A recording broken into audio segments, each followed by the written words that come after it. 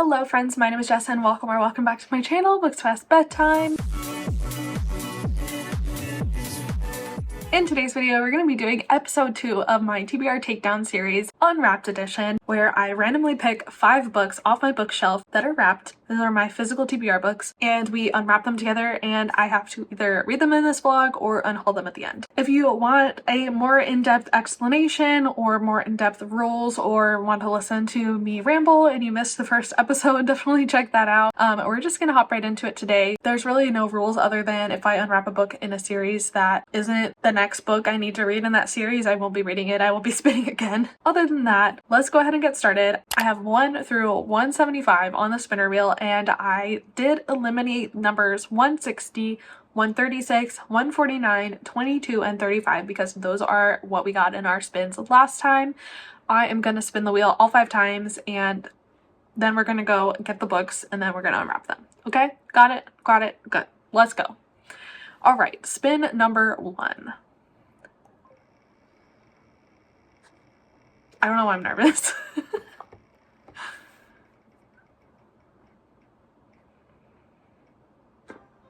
Oh, 17. That's a low number. All right, spin number 2.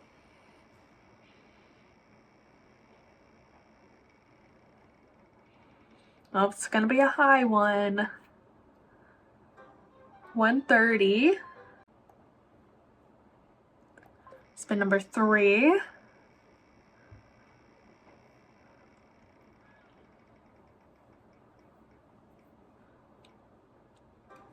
$58. Spin number 4.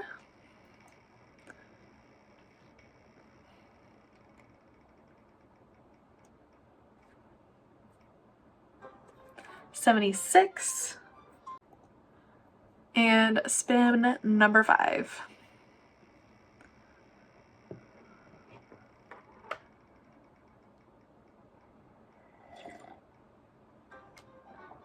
$16. I thought it was going to be 17 again. Perfect. So from our rolls, we got 17, 130, 58, 76, and 16. So let's go pick out those books, and I will be back and we can unwrap them and see what we got.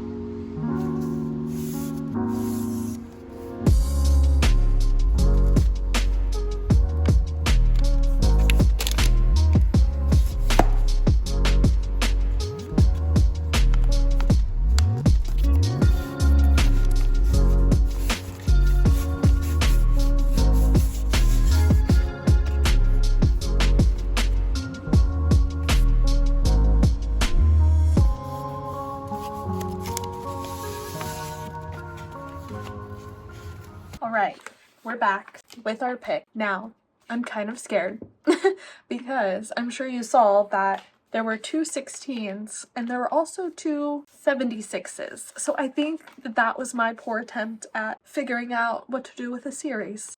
So we'll see if I did that correctly, because as we discussed, I forgot that I did that.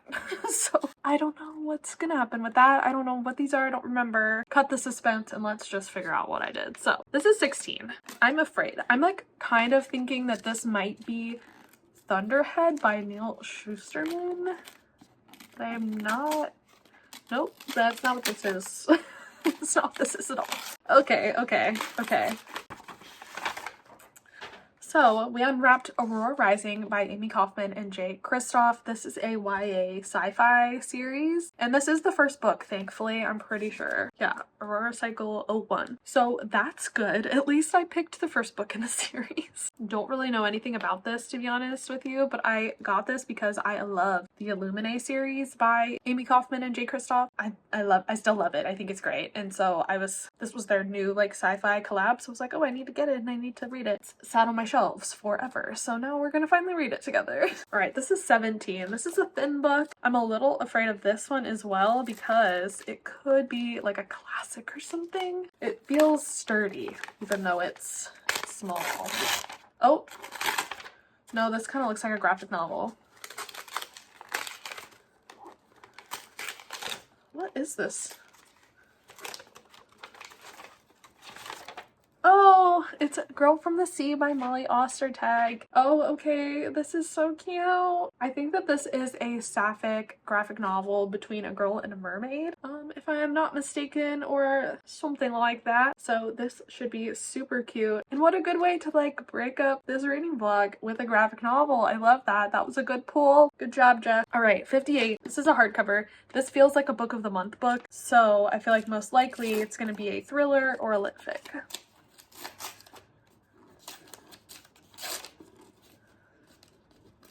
Get it. Oh, it's not. It's actually queer, but it is lit fic. This is Detransition Baby by Tori Peters. I don't know a lot about this. I know that it is queer lit fic and has a trans main character. It says, an unforgettable portrait of 3 women, trans and cis, who wrestle with questions of motherhood and family making. Interesting. I definitely don't read enough queer lit fic, so that's why this one is on my shelves, and I hope that I love it. I think that it will be good. I am very like optimistic for this one, even though it's kind of outside of my usual comfort zone. All right, 76. These were odd too because this is like a small paperback and the other book was like a big hardcover, so I don't know what series that would be or why.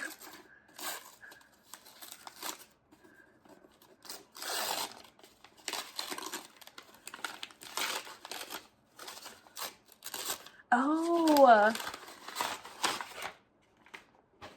Good Girl Bad Blood by Holly Jackson. Did I do this right? Is this the second book? This is the second book to A Good Girl's Guide to Murder. This book follows Pip, who is like a teenage detective. Now she's in college, and this is a new mystery that she is solving. So I'm pumped about this. I think that this will be good. I think it'll be good. I loved A Good Girl's Guide to Murder. I read it a long time ago, but I loved it. So I am excited to continue this story, and I do think it's a totally new mystery, so I don't think it's a problem that it's been a while since I've read the first book. All right, that was actually like more successful than I thought it was going to be. We have our last book here, 130, which is quite a large hardcover. What will this one be?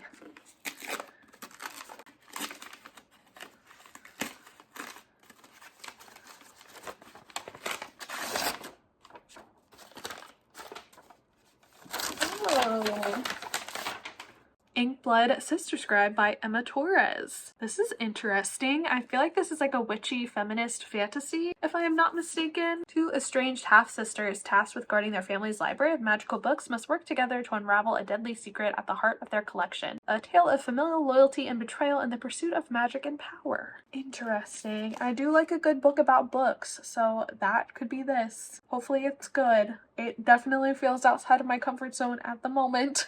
Me reacting to this, but it should be good. Okay, I feel like I did get off kind of easy on the first round. To be fair, I feel like this is more kind of what I was expecting out of my owned TBR, and it's really actually pretty good. So we have 2 like kind of heavier adult books, 2 fun YA books, and a graphic novel. I really don't think that this is that bad. I should be able to read these fairly quickly, and I am quite excited to finally give all of these a chance. So once I decide what book I'm going to start with first, I will come back and let you know my initial impressions and thoughts. And if any of these is your favorites, please let me know in the comments if you think I'm going to love it.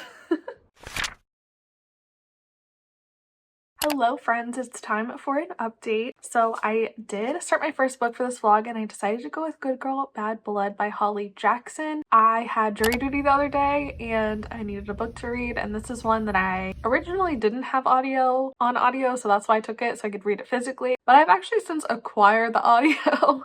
And that's how I have gotten to the halfway point, by listening and reading concurrently. And this is actually a really good series to listen to because of the podcast element, and it is full cast, so it really is a really good audiobook. So I'm glad I ended up getting that. If you didn't know, this is the second book in the A Good Girl's Guide to Murder trilogy. In the first book, we follow our main character Pip as she decides to investigate this cold case in her hometown, and she ends up figuring out that the murderer is somebody totally different than who was originally thought, and she explores all these clues, unravels this mystery. And then in the second book, she has made a podcast out of doing so, and so she's kind of seen as the like pseudo expert investigator people come to when the police don't want to get their hands dirty. And so she has a friend in this book whose brother goes missing, and her friend and his mother beg her to help them figure out where he went because the police don't seem to care because he's an adult and the stupid like 48-hour bullshit rule. So that's what this book is about. It's following the same main character, but it is a new mystery that is being solved, and I'm having a lot of fun with this one. I feel like it doesn't quite have the same spark for me that the first book did, because I did really enjoy the first book. I ended up giving it 5 stars, and that's why I have the rest of the series on my physical TBR. But it's really fun so far. It's just like a fun YA mystery, and actually this is kind of my favorite type of mystery. I do love a mystery with a true crime bent more than I like a domestic thriller or anything like that. So I think that that's fun. The podcast element is fun. I love the multimedia in this book with all of like the case notes and the pictures and the floor plans. So it's like the perfect experience to listen to the audiobook and read along, because the physical book is so interesting and the audiobook is also so interesting. And it's funny because I think I got this from Book Depository. So this is the UK version, and there's so much changed between the UK version and the US version, which is the audiobook that I have. And it's kind of funny seeing the differences, and some things that are changed like make no sense. Like in this book, a lot of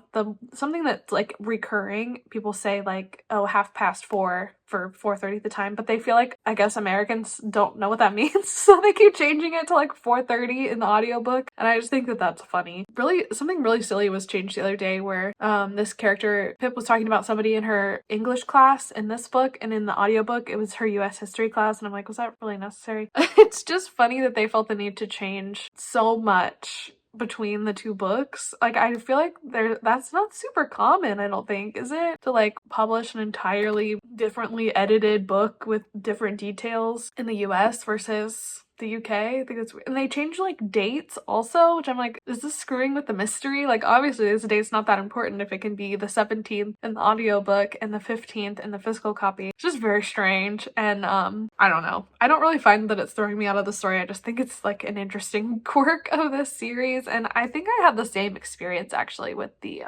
first book. I like kind of remember that, thinking that that was really silly that they changed so much stuff. But overall, I'm enjoying it. I think it's a fun time. I am just, you know, having a blast. This is like a fun, quick YA mystery read. There's nothing wrong with it. I'm not really have nothing to complain about. I do think that the relationship between Pip and Robbie, her love interest, is like not my favorite. Like, I just don't feel the spark between them that I felt in the first book. Maybe it's just because they're an established relationship and this book's really not about the romance or their relationship, but I don't know. I can see this being like a 4-star read. I don't think it's going to be a 5-star favorite, but I'm having a good time. I'm having fun. Once I finish it, I will update you with my final thoughts and we'll go from there. Hello, I realized I never updated for Good Girl Bad Blood, so we're gonna do that really quick. I did finish this book. I read it in its entirety and I really enjoyed it. This was a good place to start for this challenge. It was a really quick, easy read. I really flew through it. It was so twisty and turny, and I did get the audiobook.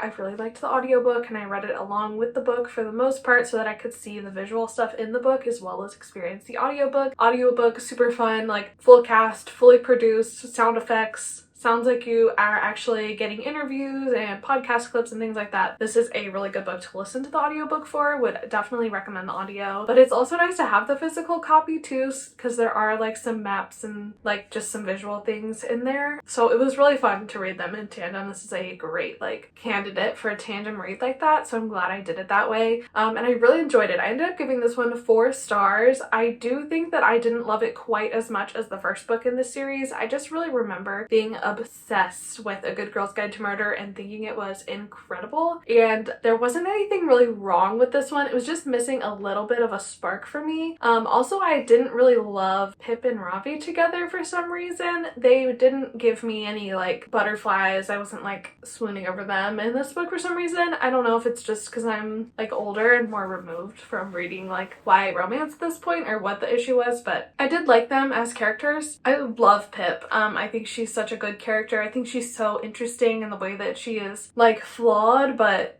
also just really good and wants to do good things, and I also love her like sense of justice and rightness, and I really like see that in myself as well, and so I relate to her a lot in wanting things to be fair and for people to get the punishments that they deserve for the fucking bad things that they did.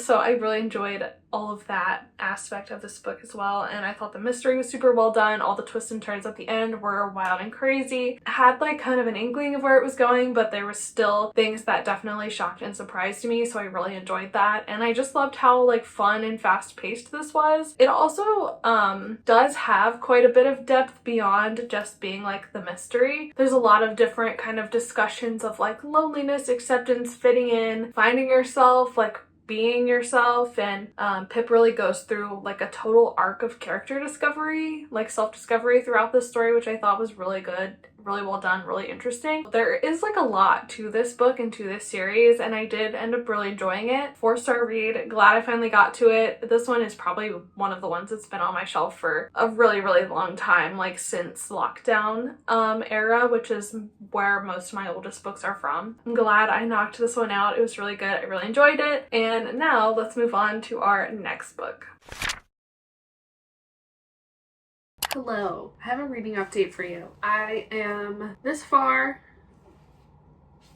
into Inkblood Sister Scribe by Emma Torres. I like this way more than I was expecting to. Obviously, I thought I would enjoy it. That's why I purchased it. That's why I have it on my shelves. But it wasn't something that I was like, oh, I want to pick that up right now. Like, I know I'll love it. But reading it, it's so good. It is just it's just a really good story. So it's very vibey. It's kind of giving dark academia. It's giving witchy. It's giving magic. It's giving fantasy. It's giving mystery. It's giving a little horror. It's giving a little thriller.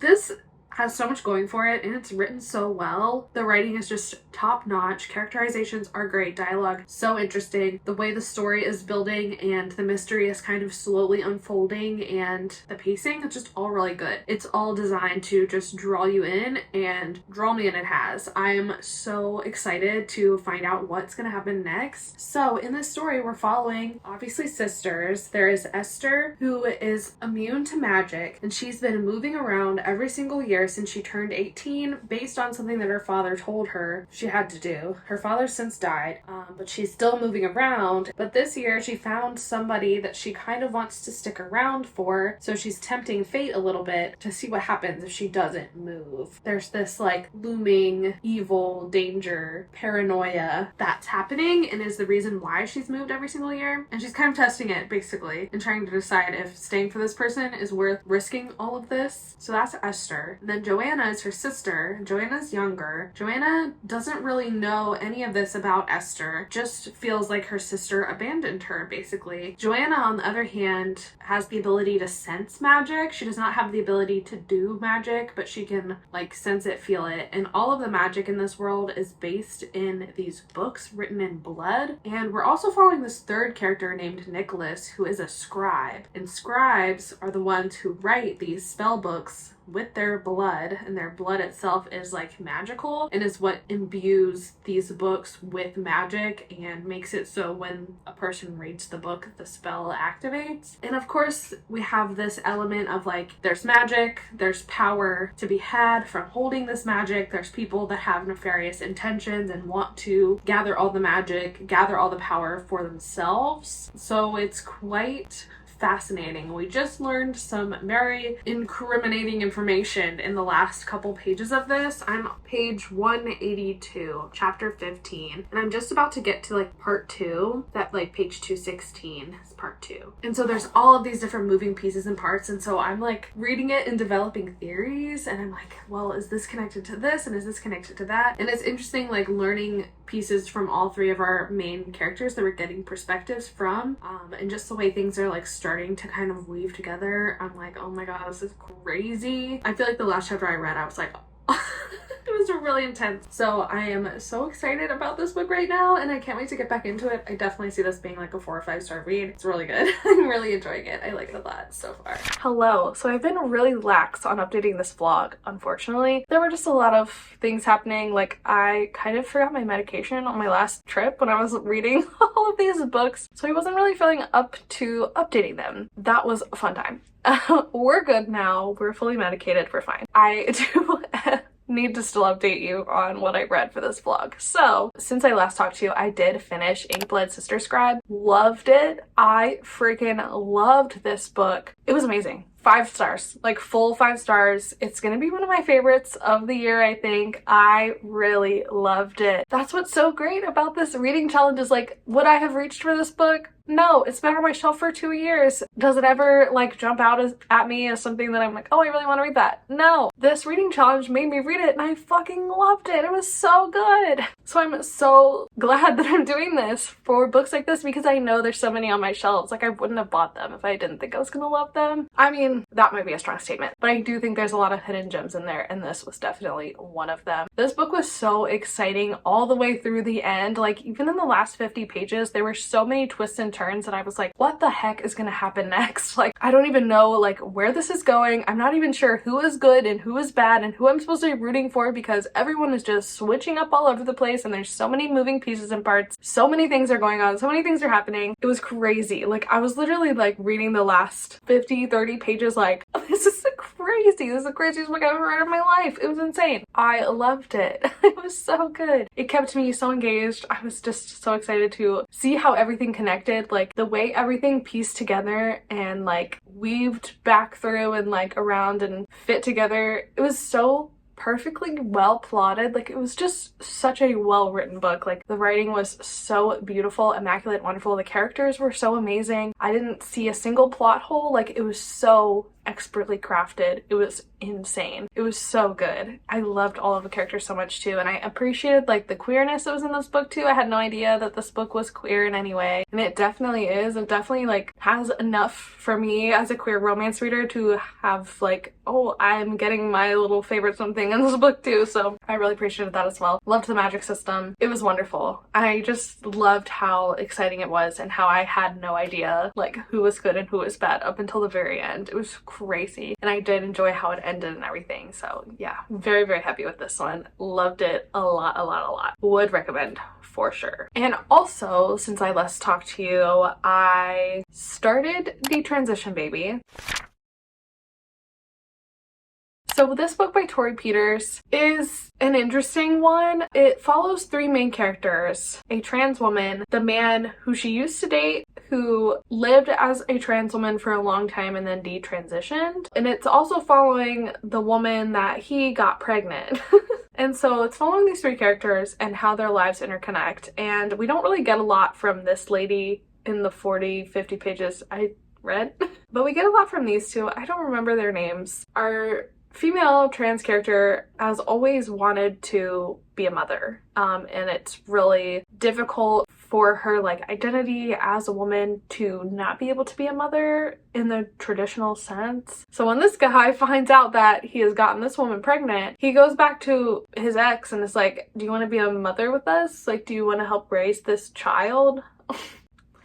Why? I don't know. He doesn't want to be a father, but he knows she has always wanted to be a mother. And so he's like, this is the perfect opportunity. He doesn't even ask the woman who's pregnant if like she's interested in this parenting throuple situation. She only agrees to humor him because she's like, I would love to watch this go up in flames. Like, this is gonna be funny because you're a dumbass. That's as far as I read. This is just simply not the book for me. I did decide to DNF this one. I wanted to like it, but it's just, you know, not my cup of tea. It's just not something I want to read. I don't really love lit fic. I don't really like reading books about all of these like unlikable, self-destructive, messy characters. I know that that's like real life and realistic and whatever. My life isn't messy. I don't like to read about that.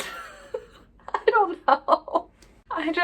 I really just genuinely don't like to read about unlikable characters in these weird ass situations. Like, that's just not the kind of book I reach for. Like, give me a cute romance. I'll even take a thriller with an unlikable main character to an extent, but that's also not my favorite thing. And like, definitely in like fantasy, sci-fi, I want to root for the main character. I want to love them. I want good things to happen to them. This book just did not seem like it was going to be my cup of tea. And once I got to like the 50-page mark and I still wasn't feeling it, I was like, let me read some reviews. The reviews I read definitely did not convince me to keep going on this book. It seemed like there was a lot of like internalized transphobia. Our trans main characters seemed to just kind of put herself in these dangerous situations and just exhibit some really self-destructive behavior. I know that that's common. It's just really way too painful for me to read about at this current time in my life. I just, like, I want to read about queer people being happy and good things happening to them. That's just what I prefer to read, and I just didn't want to subject myself to this book. Okay, is that enough information? Does that make sense? If this sounds like something that would interest you, like, it does have good ratings. There are a lot of positive reviews for this book. It just doesn't seem like it was going to be my cup of tea after the first 50 pages, and so I decided to DNF this book, and I will be unhauling it. If you're interested, it should go up in my PANGO bookstore, which is always linked in my description, so check that out. Yeah, this one, it was just a no for me. I'm so sorry. But the next book I read was good, so let's talk about that one.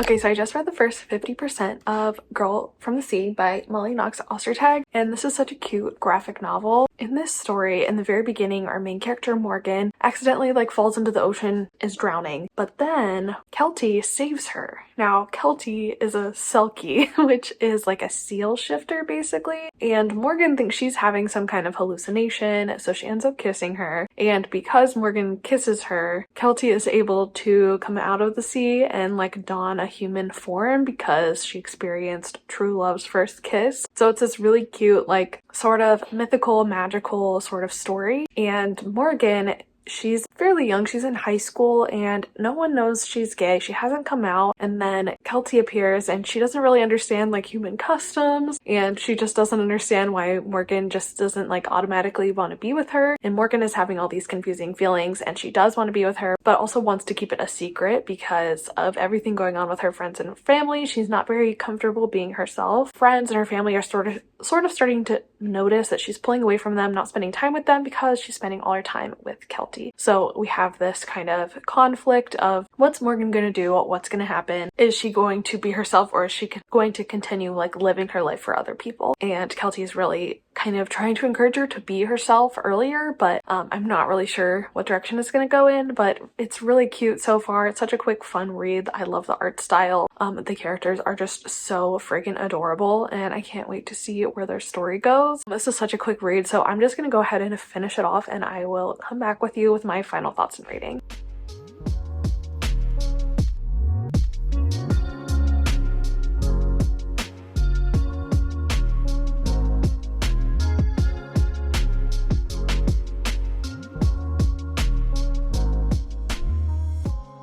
Okay, so Morgan just came out to her mom, and her mom said the best thing ever. She said, "Who you love is a good thing, Morgan. It's never a burden on other people." Oh, it's so freaking sweet. I love that. Oh my god, that's amazing.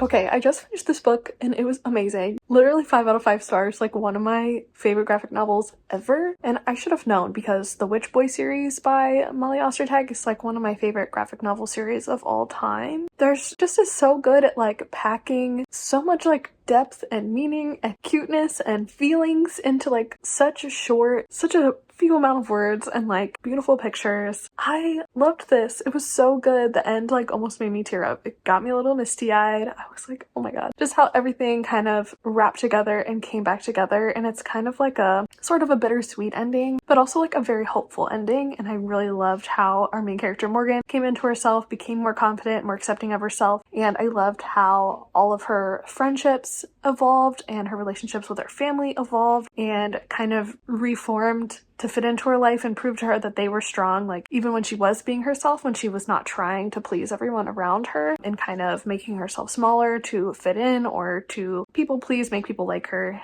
She was still loved and accepted by everyone in her life, which was so lovely and nice. And I loved the setting. It was so beautiful, and the author talks about in her acknowledgments that this is like a real place. She grew up here, and I felt like that really showed. I loved everything about this. It was so good. The ending really got me. It really just like stabbed me in the heart, but like in a good way, you know. I loved this. 5 stars. So good. So glad I finally got to it. This reading challenge is the best. Like, this has been on my shelves for more than 2 years, and I finally read it in like an hour, and it's like a new favorite book. I loved it so much. It was so good.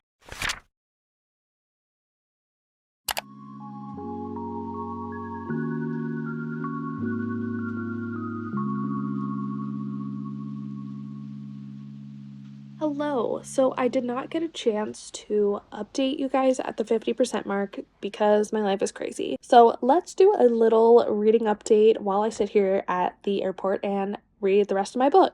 So I did start Aurora Rising. I got to like 200 pages in before this currently pictured reading session.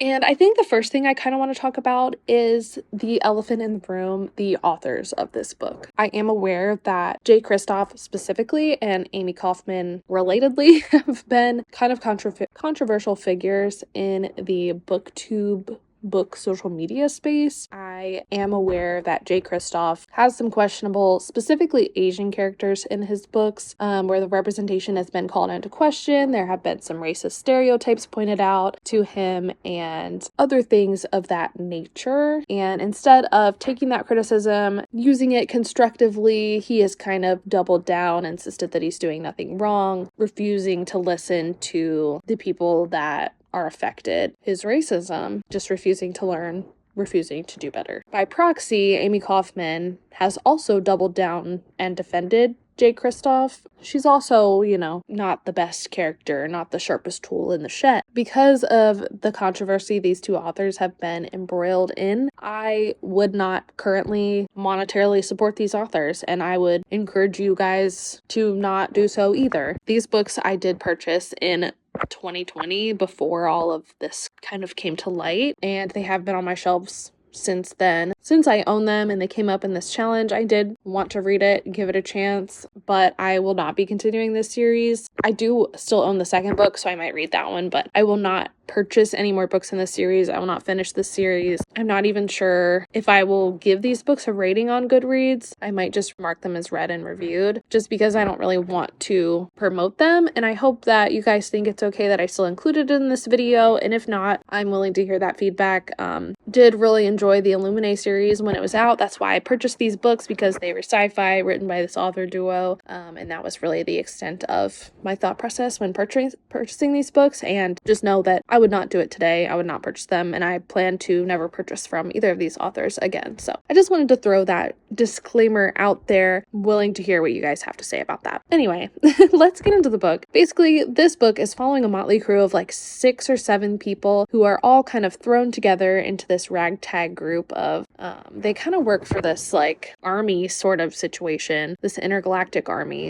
It's sci-fi set in space, and they think that they're just going on this like throw throwaway med supply delivery. But really, this girl named Aurora, who is kind of an anomaly, she has been cryogenically frozen for like 250 years and is now woken up. She does not understand what's going on. She came from Earth and was supposed to settle this colony in space, but obviously never made it there. She's the only one that survived from her ship. The colony that she was supposed to go to doesn't exist at all. Everyone's insisting that her ship was supposed to go to this other place. And she's like, no. So there's some kind of conspiracy, government cover-up, some kind of mystery going on. And Aurora's trying to figure that out. And turns out that she has stowed away on this ship of these ragtag people. And their true mission is to keep her safe and figure out this mystery. So far, I have been enjoying this story. I've been tandem reading it and listening to the audio, and the audio is really good. It's full cast, full production, like music, sound effects,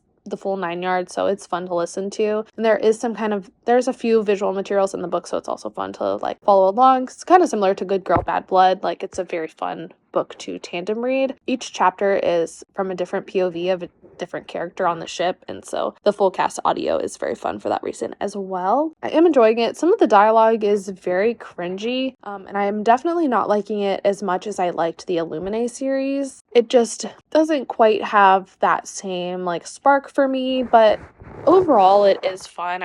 This book really is reminding me how much I love sci-fi, and I can't wait to actually work on my queer sci-fi vlog next, because I think that those books will be like just that much more up my alley. But I feel like the Illuminae files was really how I discovered that I loved sci-fi, so it is kind of fun to be back in this sort of similar vein of sci-fi books. They do feel quite nostalgic to me. I definitely have read better since I picked up Illuminae. This book is kind of showing me that, I guess, but it is fun. Like, I can picture giving it 3 or 4 stars at this time. Some of the characters I like more than others, but overall it's a fairly solid, fairly fun read. I'm having a good time with it, and so that's kind of where I'm at right now. I am gonna finish up reading it, and I will be back to you with my final thoughts. Hello, I wanted to update you guys because I did finish Aurora Rising the other night, and I did really enjoy it. I think that I'm gonna end up giving it maybe like 3.5, 4 stars, kind of a similar rating to what I originally thought I was gonna give it in the first little clip. I enjoyed it. Like, I thought it was fun, and I thought it ended on like a good kind of ending where it felt satisfying but also cliffhangery. Like, I could see where the series was gonna go. I think my favorite characters were probably Aurora and Cal. The rest of the characters I didn't really care about as much. I did think Zila was pretty interesting, and I did come to kind of like